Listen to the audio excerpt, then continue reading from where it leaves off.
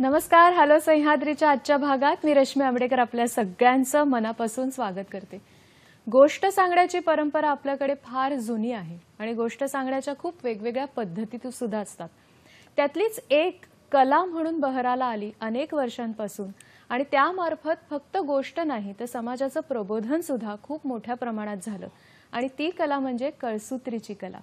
आजच्या कार्यक्रमामध्ये आपण त्याच विषयी बोलणार आहोत. आजचा आपल्या हॅलो सह्याद्रीचा विषय काय आहे बघूया. आजचा आपला हॅलो सह्याद्रीचा विषय आहे कळसूत्री बाहुल्या आणि समाज प्रबोधन. फक्त मनोरंजनापुरता आपण कधीच मर्यादित राहिलो नाही आहोत मंडळी. त्या पलीकडे जाऊन कुठल्याही कलेपासून आपण समाजाला काय देऊ शकतो याचा विचार प्रत्येक कलाकाराने केलाय आणि आज या सगळ्याचं मार्गदर्शन किंवा माहिती देण्यासाठी ज्या तज्ञांना आपण बोलवलंय या क्षेत्रातला 40हून अधिक वर्षांचा त्यांचा अनुभव आहे. लेखिका त्या आहेत, अभिनेत्री सुद्धा आहेत आणि कळसूत्री कलेच्या माध्यमातून अनेक विषय त्यांनी फक्त आपल्या महाराष्ट्रापुरतेच नव्हे तर जगात सुद्धा पोहोचवले आहेत. स्वागत करूया मीना नाईक यांचं. नमस्कार. कार्यक्रमात तुमचं मनापासून स्वागत करते. 40हून अधिक वर्षांचा तुमचा अनुभव म्हणजे कळसूत्रीची ही कला, त्याचे खेळ, या बाहुल्या, या सगळ्यांबद्दल आज आपण अगदी सविस्तर गप्पा मारणार आहोत आणि या बाहुल्यांना तुम्ही बोलतं करणार आहात आज स्टुडिओमध्ये. आपल्या प्रेक्षकांना सुद्धा नक्की कार्यक्रमात सहभागी व्हायचं असेल तर आम्हाला जरूर फोन करा. त्यासाठी आपला दूरध्वनी क्रमांक काय आहे बघूया. संपर्कासाठी दूरध्वनी क्रमांक आहे 24900232 आणि 022 आपला एसटीडी कोड आहे. जी मंडळी मुंबईच्या बाहेरून फोन कॉल्स करणार आहेत त्यांच्यासाठी आणि मोबाईलच्या माध्यमातून जे बोलणार आहेत त्यांच्यासाठी. आजच्या विषयाला धरूनच आपण फोन करणार आहोत आणि जेव्हा आपण कनेक्ट होऊ असं तुम्हाला जाणवेल तेव्हा टीव्हीचा आवाज पूर्ण बंद ठेवूया आणि मोबाईलच्या माध्यमातून जर तुम्ही बोलणार असाल तर अशा ठिकाणी जाऊन आपण बोलणार आहोत जिथे मोबाईलची रेंज आणि नेटवर्क उत्तम पद्धतीने येईल आणि मध्ये कुठल्याही प्रकारचे अडथळे येणार नाहीत. आपण आपल्या गप्पांना सुरुवात करूया. जरूर. कळसूत्री खेळ, कळसूत्री कला, बाहुल्या यांच्या इतिहासाबद्दल आम्हाला जाणून घ्यायला खूप आवडेल की कधीपासून हे सुरू झालं. जगाचा विचार करून मग महाराष्ट्रापर्यंत येऊयात आपण. जगाचा विचार करण्यापूर्वी म्हणजे अगदी मोहनजोदडो हडप्पापासून या बाहुल्या अशा हलणाऱ्या सांधे ज्याला आहेत अशा बाहुल्या मिळाल्या होत्या. पण आपल्याकडच्या कळसूत्री बाहुल्यांचा विचार करायचा झाला तर महाभारतामध्ये एक श्लोक आहे, परप्रयुक्ता पुरुषो विचेष्टते सूत्रप्रोता दासमयीव योषा.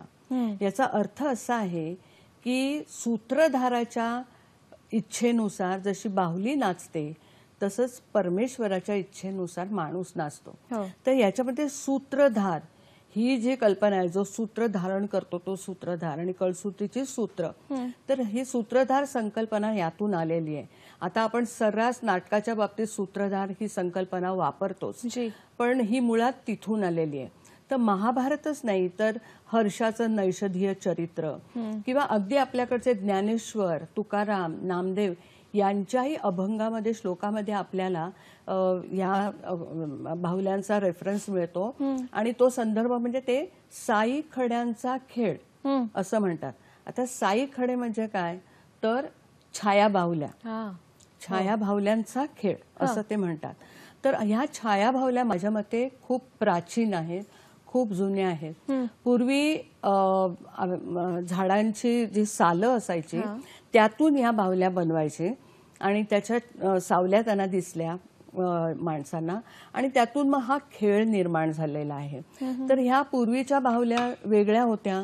त्या गोट लेदर, बकऱ्याचं कातडं किंवा हरणाचं कातडं यांच्यापासून बनवायचे आणि ह्या अत्यंत, बघा इथे मी दाखवते तुम्हाला, हा रावण आहे आणि हा इथे असे सांधे हे जोडलेले आहेत त्याचे आणि तो असा नाचवता यायचा.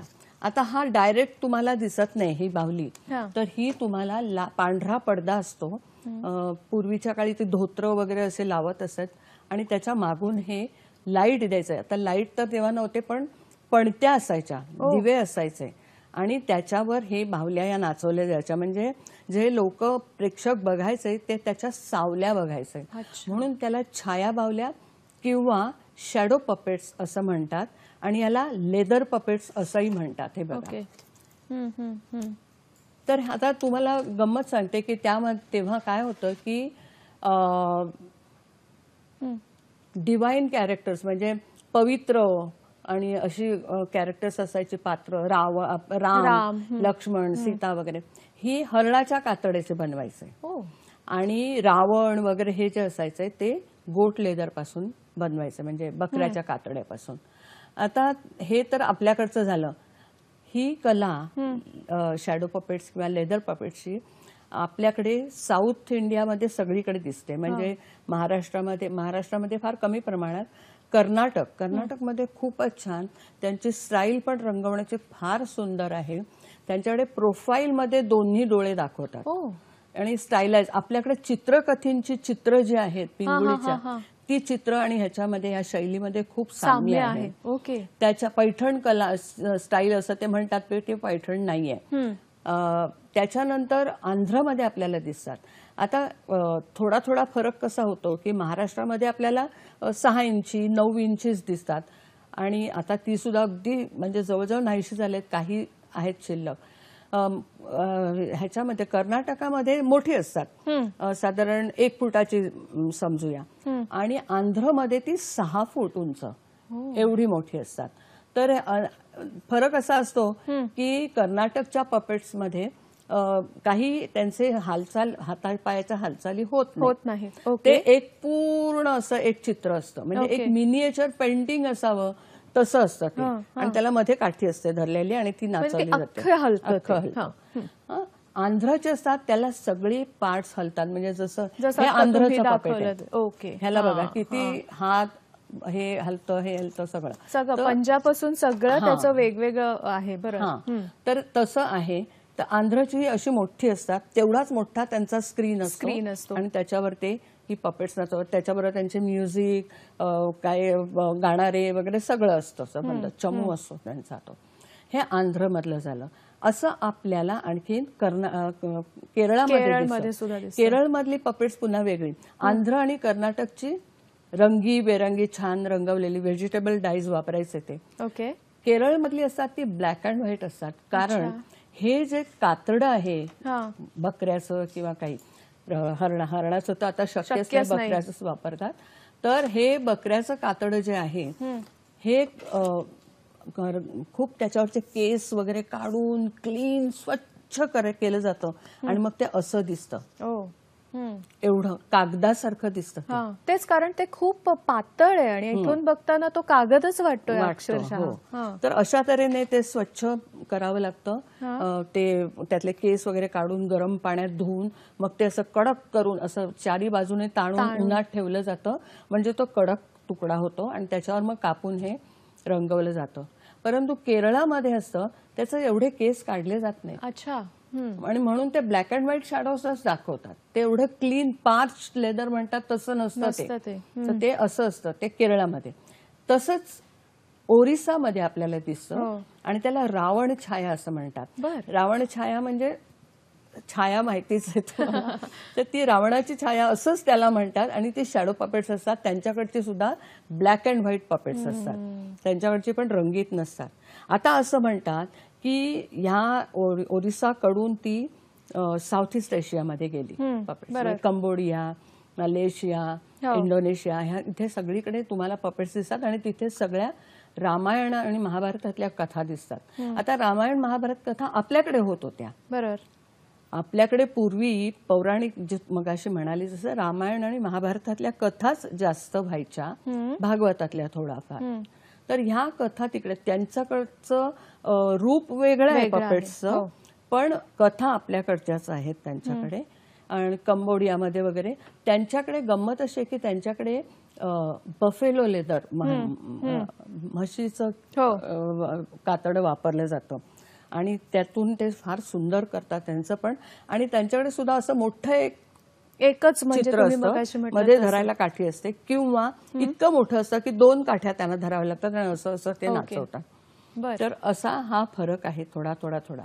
टर्कीमध्ये हा बरेचसे म्हणजे त्यांच्याकडे कारागोज म्हणतात त्याला. तो कारागोज आणि हचिलाव म्हणून दोघे जण कॅरेक्टर्स आहेत आणि ते खूप पॉप्युलर आहेत तिकडे.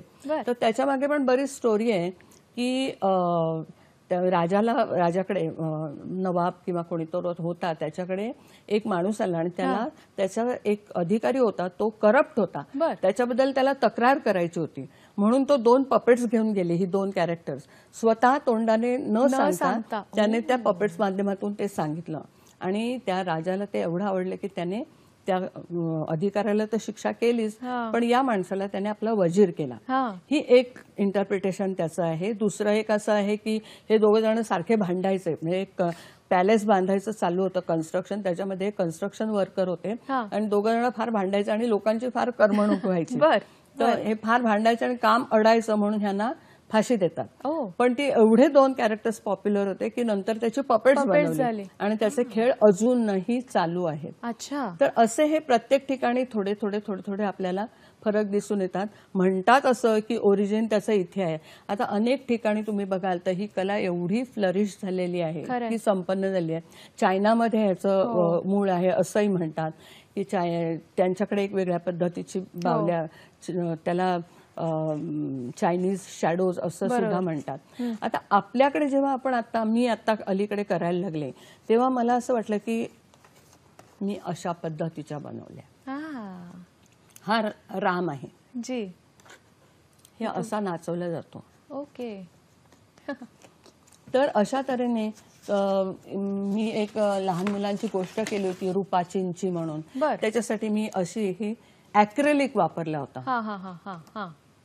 हे तुम्ही जे म्हणताय ते एकच मोठं हे असतं आणि मग ती अख्खी प्रतिमा तुम्हाला हलवावी लागते, तो हा एक प्रकार तुम्ही मगाशी म्हणत होता तो. पण याच्यामध्ये पण काही मुवमेंट्स आहेत.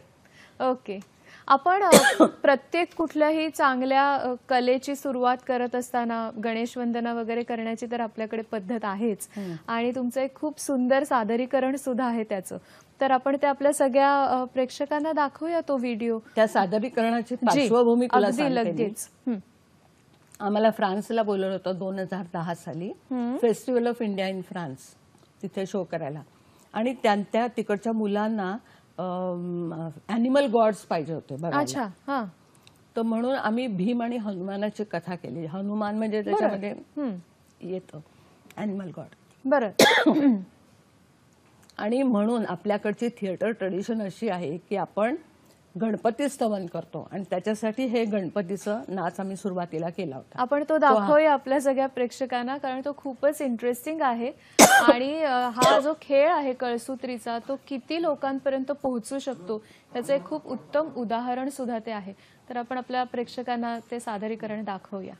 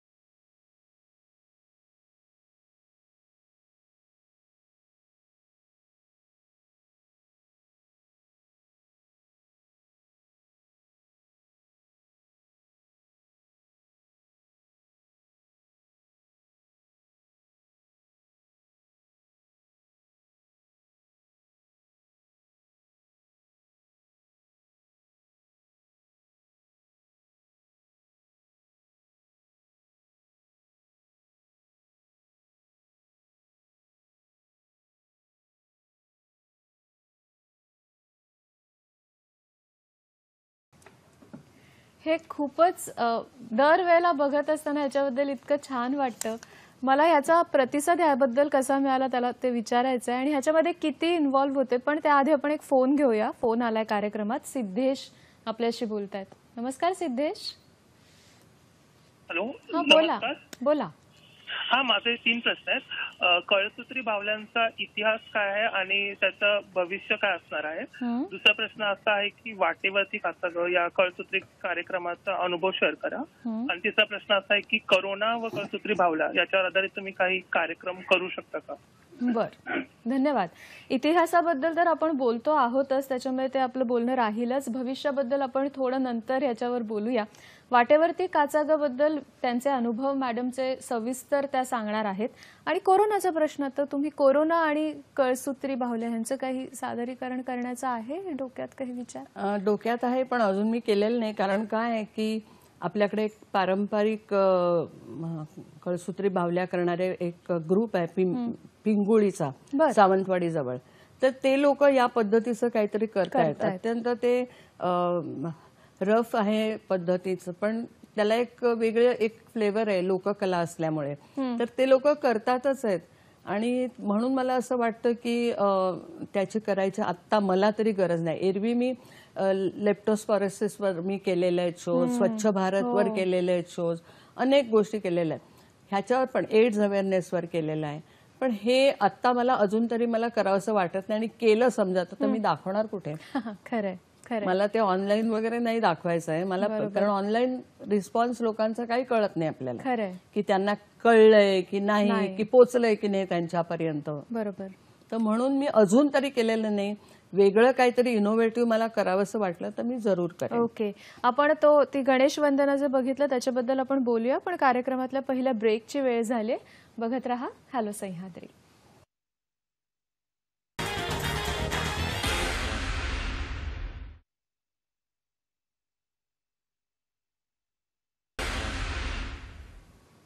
ब्रेकनंतर कार्यक्रमामध्ये स्वागत. कळसूत्री बाहुल्या आणि समाज प्रबोधन या विषयावर आज आपण बोलतो आहोत. मीना नाईक मॅडम आपल्या बरोबर आहेत. मगाशी जी गणेश वंदना आपण बघितली ते सादरीकरण, तो प्रकार काय होता आणि मुळात त्याच्यामध्ये किती कलाकार इन्व्हॉल्व्ह होते? कारण तो गणपती किती सुंदर नाचत होता, नंतर मग तो उंदरावर बसून गेला, सगळी त्याची कथा खरं तर त्याच्यात आली. किती कलाकार त्याच्यामध्ये इन्व्हॉल्व्ह होते आणि त्याला प्रतिसाद कसा मिळाला? मुळात ते सांगण्यापूर्वी थोडंसं मी आधी सांगते की आपल्याकडे कळसूत्रीचे विविध प्रकार आहेत. त्याच्यामध्ये एक हा आहे की हे ग्लव पपेट, हाताने नाचवायची बाहुली. दुसरं हे काय आहे की हे रॉड पपेट्स, हे रॉड्सने ह्याचा हालचाल होते. हे वैशिष्ट्यपूर्ण बनलंय आणि त्याच्यासाठी मी एक बाटली वापरली. पण पारंपरिक पद्धतीने जेव्हा हे करतात तेव्हा मोठ्या बाहुल्या असतात. हे आपल्याकडे बंगालमध्ये, वेस्ट बेंगॉलमध्ये मिळतं आपल्याला पाहायला, आणि थोड्याफार प्रमाणात ओरिसामध्ये पण मिळतात.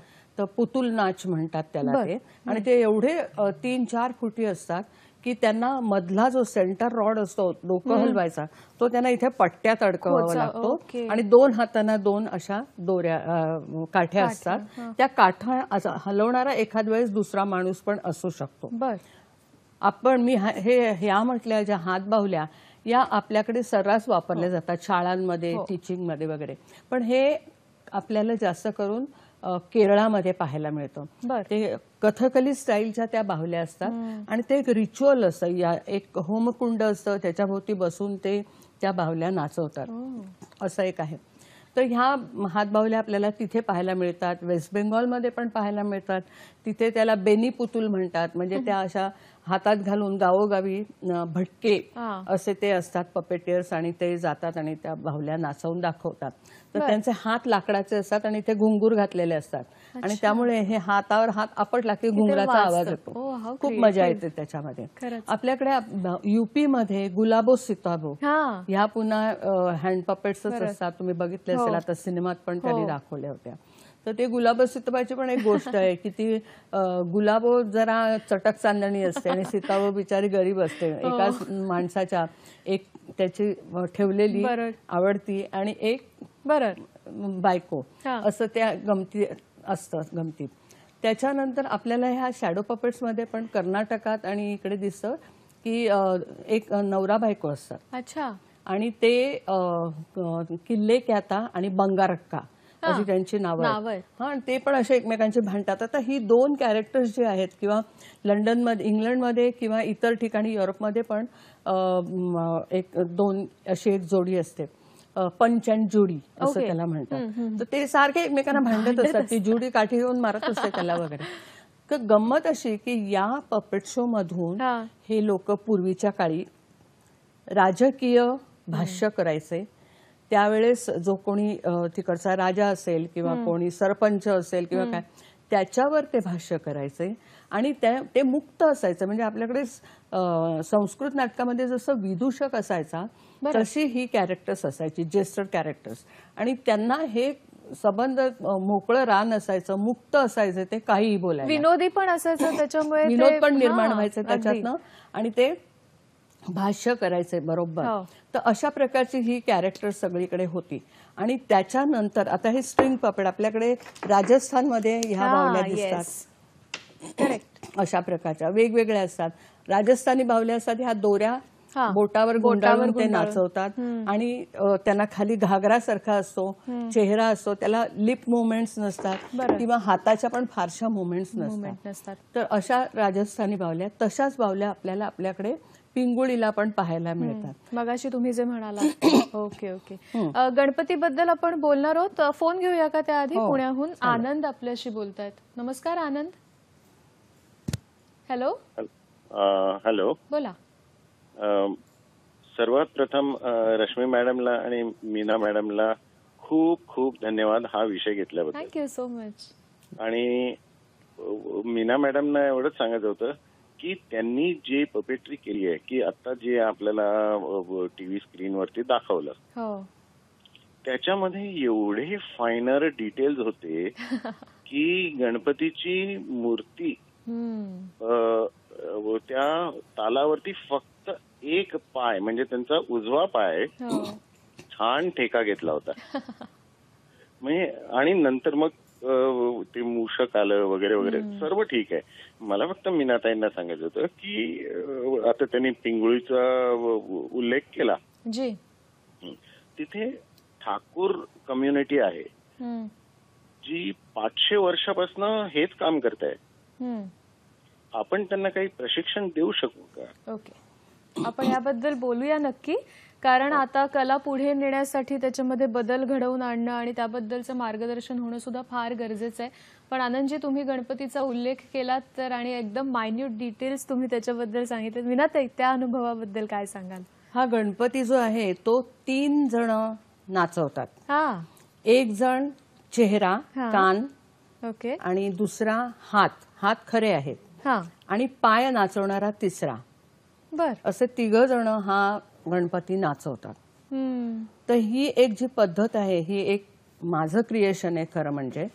आणि थोड्याफार प्रमाणात जपानमध्ये बुनराकू म्हणून एक स्टाईल आहे. ओके. तर आता जगभरामध्ये हे बुनराकू पद्धत वापरली जाते कारण ती सर्वात सोपी आहे. आणि ती सोपी म्हणजे तशी सोपी नाही, त्यालाही अर्थात मेहनत आहेच, पण बनवायला सोपी.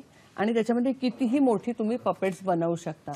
माझ्याकडे एक असं आहे जे आम्ही, ही द्रौपदी आहे, ह्यूज आहे ही. ही जवळजवळ 4.5 फुटी आहे. एक्झॅक्टली.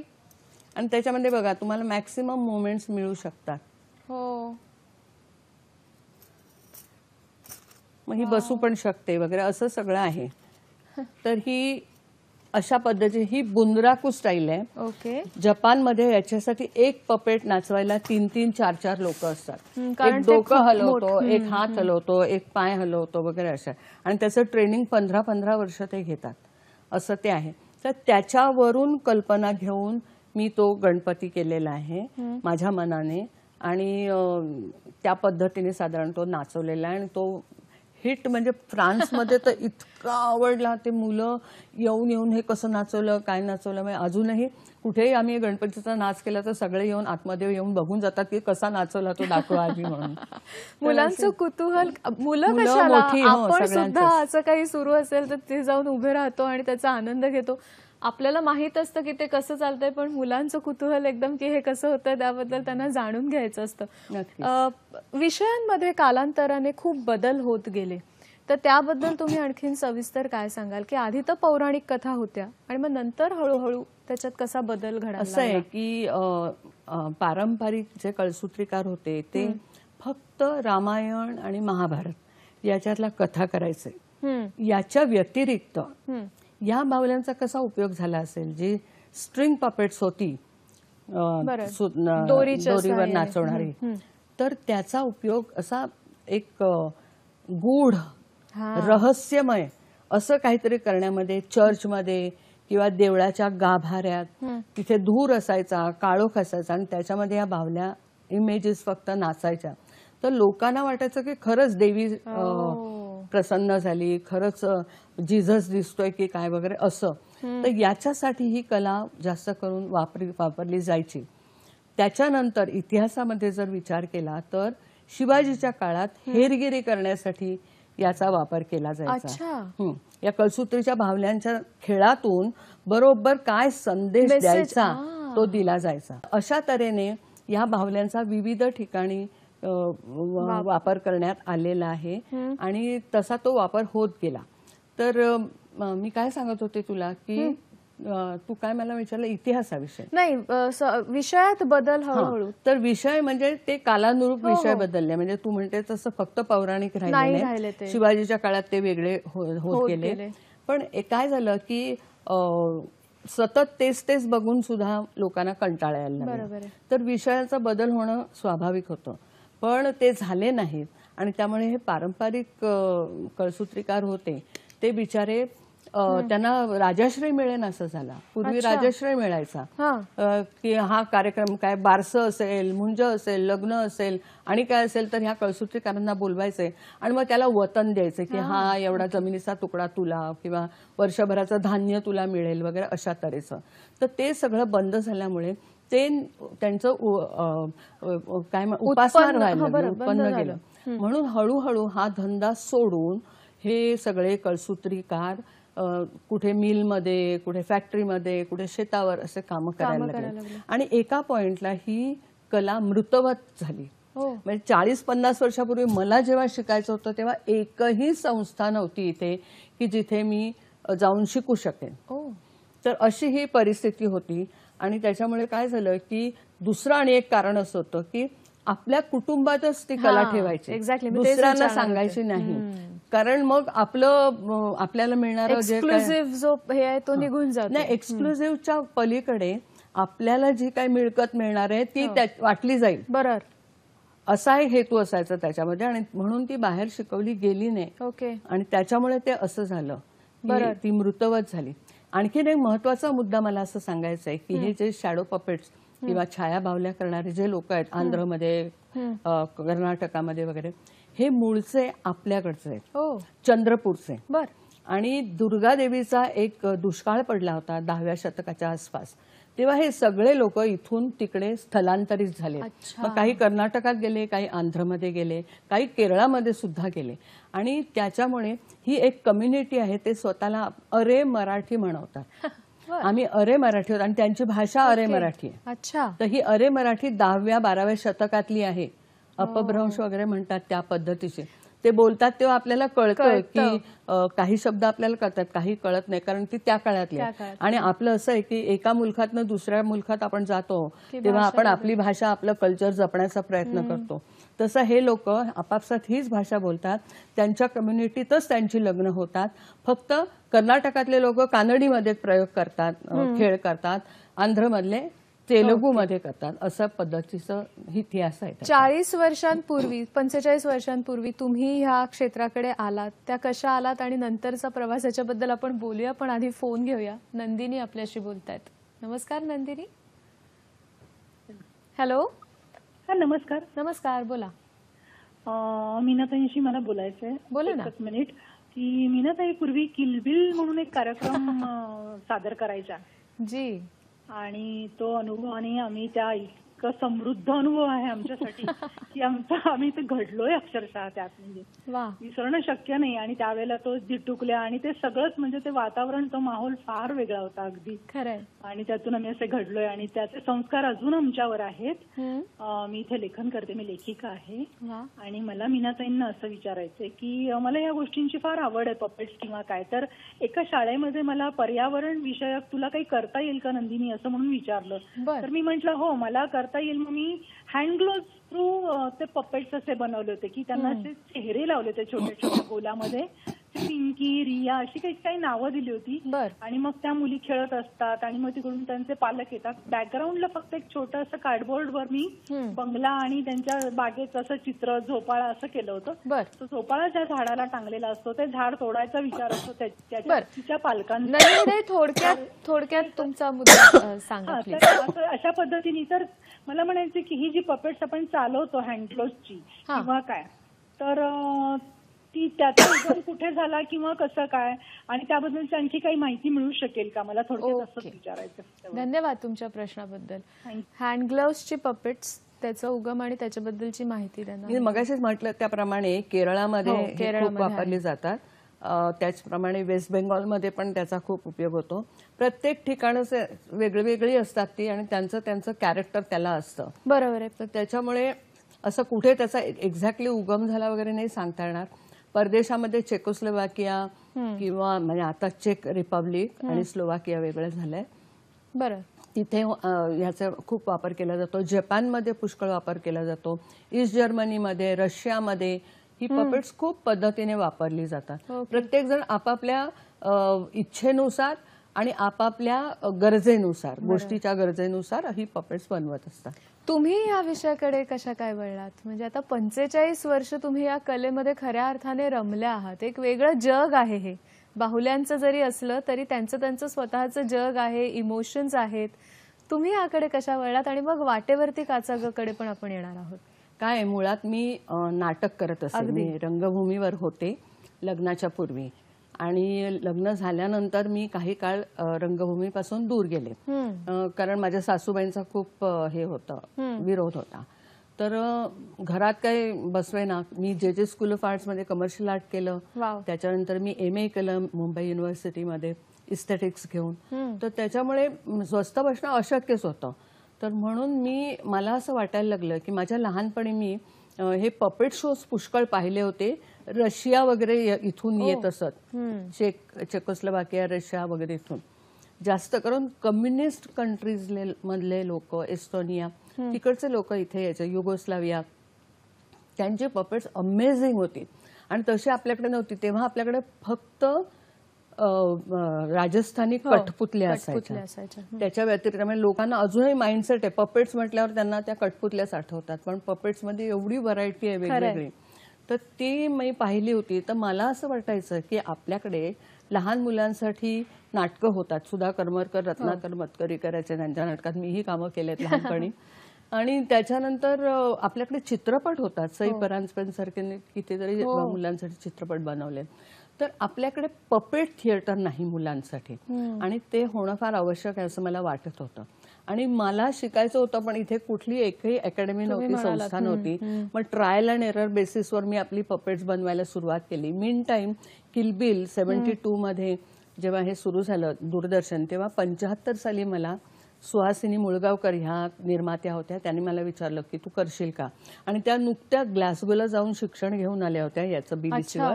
आणि तिथे पपेट्स वापरून अँकरिंग वगैरे केलेलं त्यांनी पाहिलं होतं. म्हणून त्यांनी त्यांचं माझं बोलणं चाललेलं असताना मी म्हटलं पपेट्स वापरूया. पपेट मुलांना खूप आवडतं माझ्याबरोबर, मी एकटीच बडबड करण्यापेक्षा. मग त्यांनी ओके केलं आणि आम्ही ते धिटुकल्या नावाचं कॅरेक्टर बनवलं. किती गाजलं होतं ते कॅरेक्टर. वाव. आणि त्याच्या माझ्या बोलण्यातनं आम्ही त्या नाटकाचं, त्या कार्यक्रमाचं सूत्रसंचालन करायचो. त्यावेळेस सगळे कार्यक्रम लाईव्ह असायचे. येस. तेव्हा काहीच रेकॉर्डिंग वगैरे नव्हतं. त्यामुळे मध्ये मध्ये व्यत्यय यायचा, थांबायचं. मग आम्ही आपले थांबायचो, परत करा सुरू. मग आम्ही परत आपली सुरुवात करायचो.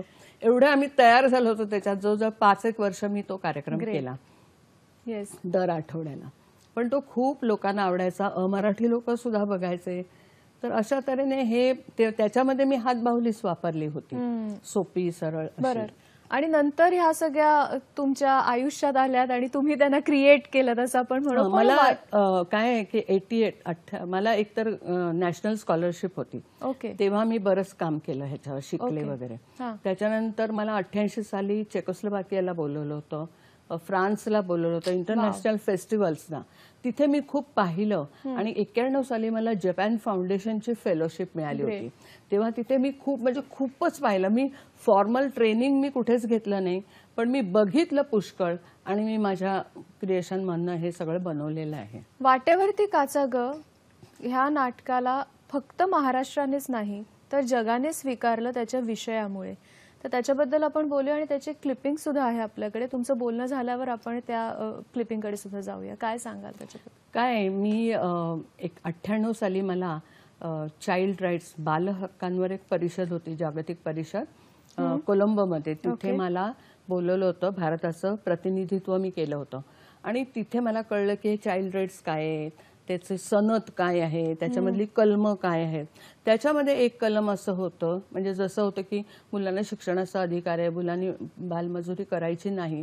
त्याच्याबरोबर हे एक होतं की त्यांच्यावर जर लैंगिक अत्याचार झाला तर त्याच्याविरुद्ध ते आवाज उठवू शकतात. बरोबर. तर ते माझ्या डोक्यात होतं. आणि त्याच वेळेस इकडे फॅक्से नावाची जी संस्था होती, forum against child sexual exploitation, त्यांनी एक मीटिंग घेतली होती. आणि त्यांचं असं म्हणणं होतं की हे जे मुलांवर जे अत्याचार होतात, शारीरिक शोषण होतं, तो विषय सगळ्यांपर्यंत पोहोचवायला पाहिजे, कारण आपल्याकडे त्याच्याबद्दल जागृती नाहीये. तर बरेच लोक होते त्याच्यामध्ये, चित्रपट दिग्दर्शक होते, निर्माते होते, लेखक होते, कलाकार होते, सगळे होते. तेव्हा मला असं वाटलं की आपण ह्याच्यामध्ये पपेट्सचा वापर करून काहीतरी करू शकतो. आणि कारण विषय नवीन होता, पहिल्यांदाच लोकांसमोर मांडायचा होता, तर शॉकिंग होतं ना. करेक्ट. तर म्हणून मी त्याच्यामध्ये जी लैंगिक शोषणाचा जो भाग होता तो मी छाया बाहुल्यांमधून दाखवला. आणि त्या मुलीला, जी व्हिक्टीम आहे मुलगी, तिला बोलतं करण्यासाठी म्हणून तिच्या हातात हात बाहुल्या दिल्या होत्या. एका हातात मुलगा, एका हातात मुलगी. आणि ते हात बाहुल्या हातात आल्यावर ती मुलगी बोलायला लागते, ती बोलती होते, स्वतःला व्यक्त करते. तर हे एक प्रकारची पपेट थेरपीच आहे. खरंय. तर ह्या दोन गोष्टी मी त्याच्यामध्ये लाईव्ह ऍक्टर्स बरोबर वापरल्या होत्या. आणि त्याच्यामध्ये एकही पुरुष पात्र नव्हतं, जे लोकांना पुष्कळ आवडलं आणि भावलं. 2000 साली मी हे नाटक केलं, 14 नोव्हेंबरला, बालदिनाच्या दिवशी. त्याला अजून मागणी आहे, इतकी मागणी. 2008 पर्यंत आम्ही शोज केले, स्टेज शोज. आणि नंतर मी त्याची सीडी बनवली आणि आता मी सीडी लोकांना वाटते किंवा सीडी दाखवते आणि त्यांच्याबरोबर मी इंटरॅक्ट करते. खरंय. आपण जे म्हणतो ना की ही कला आहे, हा खेळ आहे, पण त्याच्यातनं इतक्या मोठ्या प्रमाणात समाज प्रबोधन होतं. आणि एखादा विषय जो सहज बोलला जाऊ शकत नाही, किंबहुना तो कधीच बोलला जाऊ शकत नाही, त्याला अशा पद्धतीने एक आवाज मिळतो. आपण एक ती क्लिप बघूया, छोटीशी आपल्याकडे आहे, वाटेवरती काचागची. आणि मग नंतर परत आपल्या दूरदर्शननेच ते दाखवलं होतं आणि त्याला दूरदर्शननेच पारितोषिक पण मिळालं होतं सगळ्या भारतातल्या दूरदर्शनच्या कार्यक्रमांमध्ये, बेस्ट प्ले म्हणून. येस, बघूया आपण. कोण आहे? अगं मयुरी, मी तुझा काका. पण घराला तर लॉक आहे. तुम्ही आत कसे आलात? तुझ्या आईनंच चावी दिली मला. तिनंच सांगितलं तुला येऊन पाहायला. काका प्लीज माझ्या जवळ येऊ नका. मला काहीही झालेलं नाहीये. अगं असं काय म्हणतेस? हा, अगं मीच नाही का तुला त्या दिवशी डॉक्टरांकडे उचलून नेलं? हे बघ, तू उगाच घाबरतेस. तुला काहीही झालेलं नाही. चल उठ, तुला खुर्चीत बसवतो, बरं वाटेल. काका प्लीज माझ्या जवळ येऊ नका. मी ओरडेन. वेडी पोर. अगं असं एकदम वेड्यासारखं काय वागायला लागलीस? तुला बरं वाटलं पाहिजे की नाही? मला हात लावू नका.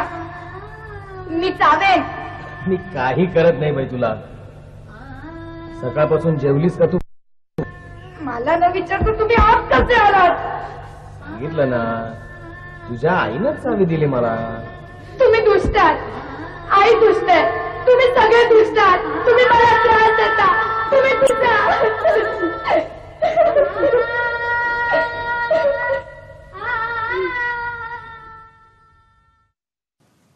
खूपच परिणामकारक अशा पद्धतीने हे सगळं सादरीकरण होतं. अजूनही जरी सीडीजच्या माध्यमातून आपण बघत असलो तरी सुद्धा आजही तो विषय खूप महत्त्वाचा ठरतो आणि समाज प्रबोधन कलेच्या माध्यमातून अशाच पद्धतीने होत असतं. पण मीनाताई, मला असं विचारायचं आहे की बऱ्याच जणांना असं वाटतं की मगाशी पण तुम्ही म्हणालात तसं की हे काय बाहुल्यांचा खेळ आहे, याला असं किती वेळ लागत असेल किंवा काय याची इन्व्हेस्टमेंट असेल. पण एक सादरीकरण म्हणजे त्याची गोष्टीपासून जर आपण सुरुवात केली, विषयाची निवड ते त्याच्या बाहुल्या किंवा पपेट्स बनवून ते सादर करणं, या प्रक्रियेबद्दल तुम्ही काय सांगा? ही एक मोठी प्रक्रिया आहे. खूपच मोठी कारण असणार. कॉम्पोजिट आर्ट आहे, याच्यामध्ये एकच नाही आहे.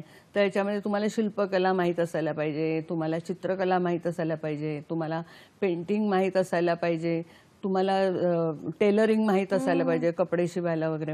आणि पुन्हा एक पर्स्पेक्टिव्ह की हे एवढं जर पपेट असेल तर त्याच्या हिशोबात तुम्हाला टेबल, खुर्च्या, हे ते इतर फर्निचर किती लागेल, बरोबर, हे सगळं बनवावं लागतं तुम्हाला. बरं. तर त्याच्यामुळे एक मोठा व्याप असतो. मुळात तुम्ही स्टोरी लिहिता किंवा एखादा विषय करायचं ठरलं की तुमच्या डोक्यामध्ये तुम्हाला ती स्टोरी स्वतःला लिहावी लागते. मी तुला एक उदाहरण सांगते. मला माकडा माकडा हूप हे नाटक मी 95 साली केलं. तर त्यावेळेस मला ना त्याच्यामध्ये काही पपेट्स वापरायची होती. हे त्यातलं एक पपेट आहे. त्याच्यामध्ये मी हे केन, बांबू, बास्केट, आता हे सूप आहे रेग्युलर, ह्याचा हा बेडूक आहे. तर असे मी खेकडी, तिची पिल्लं, माकड असं सगळं मी बनवलं होतं. तर मी रत्नाकर मतकरीला म्हटलं की मला पपेट शो लिहून दे, ही माझी पपेट्स आहेत. तर तो मला काय म्हणाला की बघ, पपेट शो वगैरे मी काय लिहू शकत नाही, मला माहित नाहीये. तर मी रेग्युलर बालनाट्य तुला लिहून देतो, तू बघ काय करायचं ते. मग त्या बालनाट्यात मी लाईव्ह ऍक्टर्स, जिवंत मुलं होती आणि त्यांच्याबरोबर ही पपेट्स वापरली. आणि ते नाटक एवढं लोकांना आवडले की वेगळ्याच प्रकारची बाहुल्या. नाहीतर त्यांचा एक माइंडसेट होता की कठपुतल्या म्हणजेच बाहुल्या, कळसूत्री किंवा माणसंच फक्त, त्याच्यामध्ये ही वेगळे कॅरेक्टर्स असूच शकत नाही, असा एक माइंडसेट असतो. तर त्याला आम्हाला खूप त्यावेळेचं नाट्य दर्पण अवॉर्ड वगैरे मिळालं होतं आणि त्याचे 300-350 शोज झाले. प्रत्येक शो हाऊसफुल असायचा, खूप मुलांना आवडायचं ते. तर ते त्या नाटकामध्ये हे असं होतं.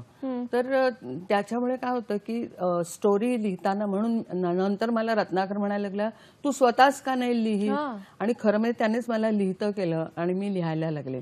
पुढचे सगळे बरेचसे पपेट शोज मी स्वतःच लिहायला लागले, कारण माझ्या डोक्यात असायचं की मला पपेट्स कशा पद्धतीने वापरायचे आहेत, कुठे वापरायचे आहेत. मग मी इथे शॅडो पपेट्स वापरू की मी हँड पपेट्स, मगाशी मी दाखवली ते रूपा चिंचीची जी गोष्ट आहे त्याच्यामध्ये मला शॅडो पपेट्स वापरायची होती, म्हणून लहान मुलांचं नाटक होतं ते. त्याच्यामध्ये मग मी त्या पद्धतीची शॅडो पपेट्स वापरली. मी ये बेनकाब चेहरे किंवा आसवांचा येतो वास असं एक नाटक लिहिलं होतं. मी लिहिलं नव्हतं, मी केलं होतं, लिहिलं होतं शेखरने. शेखर कोण हा लेखक आहे काय नाव नाही मला आठवत, त्याने लिहून दिलं होतं.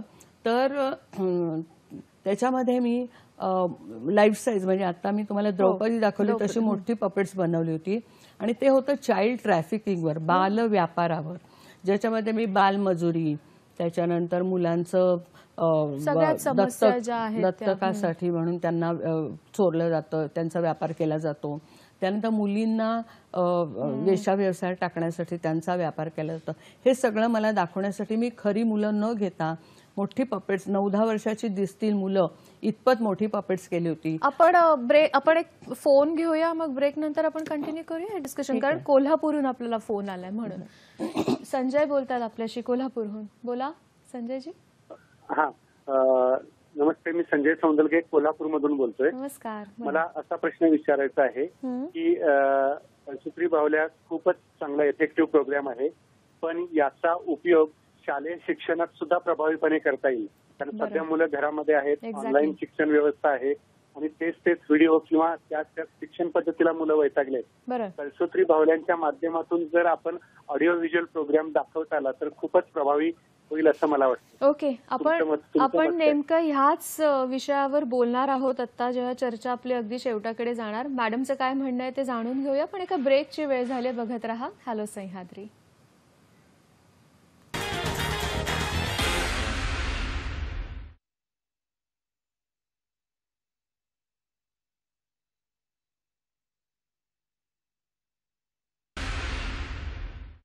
ब्रेकनंतर कार्यक्रमामध्ये स्वागत. आज कळसूत्री बाहुल्या आणि त्या माध्यमातून समाज प्रबोधन कसं होऊ शकतं या विषयावर आपण बोलतो आहोत. मीना नाईक आपल्या बरोबर आहेत आणि आपल्याला जो प्रश्न आला होता संजयजींचा की आताची शिक्षण पद्धती ही बदलती असणार आहे, अनेक त्याच्यामध्ये प्रयोग असणार आहेत, वेगवेगळ्या गोष्टी असणार आहेत, तर यामध्ये अशा पद्धतीने आपण ह्या कळसूत्री कलेचा समावेश करू शकतो का विषय अधिक चांगल्या पद्धतीने शिकवण्यासाठी? तुम्ही हे केलेत प्रयोग नाही का?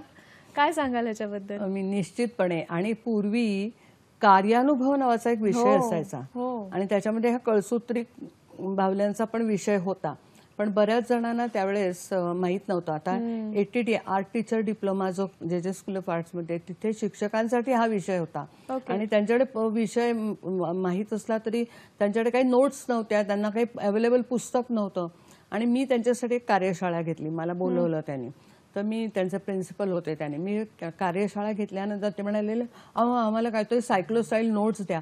मी म्हटलं सायक्लोस्टाईल नोट्स कशाला, त्याच्यामुळे मी तुमच्यासाठी पुस्तक लिहिते असं म्हणून मी हे पुस्तक लिहिलं.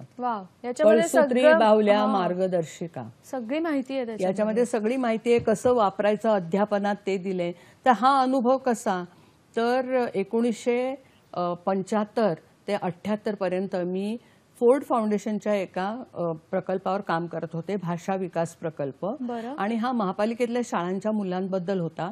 मुलांचं गळतीचं प्रमाण प्रचंड होतं, ते थांबवण्यासाठी मला बोलवलं त्यांनी आणि त्यांनी मला सांगितलं की तुम्ही कळसूत्री बाहुल्यांचा उपयोग करून हे कसं काय थांबवू शकाल. आणि मग मी काय केलं की पहिला अभ्यासक्रम त्यांचा मी स्टडी केला 4थी पर्यंतचा. त्याप्रमाणे मी धडे नाट्यीकरण केलं धड्यांचं, ते रेकॉर्ड केलं. त्याप्रमाणे पपेट्सचे सेट्स बनवले, शिक्षकांना शिकवले आणि ते वर्गात जाऊन ते करायला लागले आणि खरंच गळतीचं प्रमाण थांबलं. तर आणि मग मी मोठ्यांसाठी सुद्धा म्हणजे शिक्षकांसाठी पण या कार्यशाळा घेतल्या. तेव्हापासून मी या कार्यशाळा घेते. तुमचा पार्टिसिपंट तुमचे काम वर्कशॉपला कार्यशाळेला येणारी माणसं कुठच्या व्यवसायातली आहे, त्यांची काय गरज आहे त्याप्रमाणे मी डिझाईन करायला लागले आणि त्यांना त्याप्रमाणे पपेट्स शिकवायला लागले, त्यांना विषय शिकवायला लागले. त्यानंतर मी नर्सेससाठी, सायकोलॉजिस्टसाठी, सायकोथेरपिस्टसाठी, सोशल वर्कर्ससाठी अनेक लोकांसाठी वर्कशॉप्स घेतले आणि छोट्या मुलांसाठी सुद्धा. मुलांसाठी घेताना वेगळं. आता पिंगुळीचे म्हणे तुम्ही म्हणता, तर तिथल्या मुलांसाठी सुद्धा म्हणजे तिथले जे आदिवासी आहेत त्यांच्यासाठी पण मी कार्यशाळा घेतल्या होत्या आणि त्यांना मी शिकवलं होतं की कशी सोपी पपेट्स बनवायची. त्यांची जी पद्धत आहे ती खूप अशी लेंदी प्रोसेस आहे, ती करायला वेळ लागते, पण सोप्या पद्धतीने तुम्ही कशी, आता मी तुम्हाला बाटलीचं पपेट दाखवलं पांढऱ्या, तसं त्या पद्धतीने तुम्ही कशी सोपी पपेट्स बनवू शकता थोडक्या वेळात आणि कसा त्याचा तेवढाच परिणाम होतो हे मी घेतलं. आता वर्षानुवर्ष मी करतेच येते. आत्ता सुद्धा अलीकडे मी वेबिनार काही घेतलेले आहेत आणि त्याच्यामध्ये मी हे शिकवलं होतं की ही गोष्ट, मग या प्रकारची मी पपेट्स कशी वापरली आणि मी करून दाखवलं होतं. एक हत्तीची गोष्ट होती. पम्मी हत्तीच्या वडिलांचे कान फुटले अशी एक गोष्ट होती, ती मी पेपर बॅगच्या पपेट्स मधून मुलांना दाखवले होते. तर माझं हे काम चालूच असतं, मी वेळोवेळी दाखवत असते वेबिनार. म्हणजे कुठल्याही विषयावर आपण खरं तर पपेट्सच्या माध्यमातून जागृती करू शकतो. नक्कीच. अनुराधा आपल्याशी बोलतायत, त्यांचा फोन घेऊया, काय म्हणतात बघूया. नमस्कार अनुराधा. मी पाटकर बोलतेय विरारवरून. बोला, अगदी थोडक्यात प्रश्न विचारा. आपल्या या रामदास पाध्ये बाहुल्या आणि मीना नाईक यांच्या बाहुल्या यांच्यात काय फरक आहे? छान प्रश्न विचारला. अगदी थोडक्यात उत्तर द्या, कारण मग आपल्याला रामदास पाध्ये जे करतात ना ते त्याला म्हणतात शब्दभ्रम, वेंट्रिलॉक्विझम. त्यांच्या बाहुल्यांमध्ये जो स्किल आहे, त्यांचं कौशल्य, ते ओठ न हलवता इथून आवाज काढणं. ओठ हल्ले तर त्याला काही अर्थ नाही आणि ते टेलिव्हिजनवर तुम्ही स्वतःला लपवून ते बनवू शकता, असं हलवून तर ते करू शकता. पण पपेट्सचं तसं नाही, पपेट्सचं वेगळं आहे. पपेट्सचे मी एवढे प्रकार तुम्हाला दाखवले आणि त्याच्यामध्ये एक कथा असते, एक स्टोरी असते, काहीतरी अंत मध्य शेवट काय जे काय आहे ते प्रारंभ सगळं असतं त्याच्यामध्ये आणि त्याचा विचार करून तुम्हाला ते मांडावं लागतं. वेंट्रिलॉक्विझम किंवा शब्दभ्रम जे आहेत ते फिलर कॅटेगरी असतं. म्हणजे दोन मोठे आयटम्स आहेत, त्याच्यामध्ये तुम्हाला एक गमतीदार सादरीकरण मजेदार करायचं. असं सादरीकरण तुम्ही 5-10 मिनिटात करू शकता अगदी. अशा पद्धतीचं. आपण अगदी आता शेवटाकडे आलोय. जाता जाता ह्याबद्दल आपल्याला सांगायचंच आहे, पण त्या अगोदर आजचा कार्यक्रम कसा वाटला ते आपले सगळे प्रेक्षक वेगवेगळ्या माध्यमातून आपल्यापर्यंत पोहोचवू शकतात. कशा कशा पद्धतीने सांगू शकता? फेसबुक पेजला व्हिजिट करा, www.facebook.com/dd सह्याद्री. ईमेल पाठवा आम्हाला hellosahadri20@gmail.com. आज रात्री 11 वाजता हा कार्यक्रम तुम्ही पुन्हा बघणार आहातच. त्यानंतर युट्यूबला सुद्धा तुम्ही बघू शकणार आहात, www.youtube.com/dd सह्याद्री. तिथल्या कमेंट्स बॉक्समध्ये जाऊन कसा वाटला कार्यक्रम सांगा आम्हाला. आणि आपलं ट्विटर हँडल सुरू आहे @dd सह्याद्री. तर आम्हाला नक्की प्रतिक्रिया तुमच्या आमच्यापर्यंत पोहोचवा. आणि मॅडम, अगदी जाता जाता शेवटची 2 मिनिटं आपल्याकडे आहेत. या कलेबद्दल आणि एकंदरीत त्याच्या भविष्याबद्दल तुम्ही काय सांगाल? मला ज्यावेळी शिकायचं होतं तेव्हा मला शिकायला मिळालं नाही, पण मी शिकायला लागल्यानंतर मात्र माझ्या मनात होतं की या कलेला काहीतरी एक स्टेटस मिळायला पाहिजे. तर म्हणून मी युनिव्हर्सिटीमध्ये ह्याचा कोर्स सुरू केला 2012 मध्ये. 4 महिन्याचाच कोर्स आहे, पण मी शिक्षक, सायकोलॉजिस्ट वगैरे बरीच माणसं, काउन्सिलर्स माझ्याकडे येतात शिकायला. शिक्षकांसाठी मी खूप कार्यशाळा घेते. हैदराबादमध्ये सुद्धा मला बोलवलं होतं, फ्रान्समध्ये मला बोलवलं होतं. तर विविध ठिकाणी जाऊन मी ह्या कार्यशाळा घेत असते, ज्यांना इथे यायला जमत नाही त्यांच्यासाठी. आणि त्यांच्या सोयीनुसार 8 दिवसाचा, 10 दिवसाचा, 15 दिवसाचा असा मी हा वर्कशॉप घेत असते. कला ही कुठलीही असली तरी ती समाजामध्ये जेव्हा पोहोचते तेव्हा ती प्रबोधन सुद्धा करत असते. आणि या बाहुल्या किंवा ही जी कला आहे, कळसूत्री कला, ही तर मला वाटतं वयोगट कुठलाही असो तिथपर्यंत ही सतत पोहोचतीच राहणार आहे. आपण सुद्धा त्याच्यामध्ये सहभाग नोंदवायला हवा. मॅडम, इथे आलात आणि खूप छान माहिती दिलीत. तुमचा अनुभव खूप मोठा आहे. तुमचे मनापासून आभार. खरंच तुमचे मनापासून आभार मानते आणि आपल्या सगळ्या प्रेक्षकांचे सुद्धा आभार मानते. नव्या विषयासह पुन्हा भेटूया. आज मात्र इथेच थांबतोय. धन्यवाद. नमस्कार.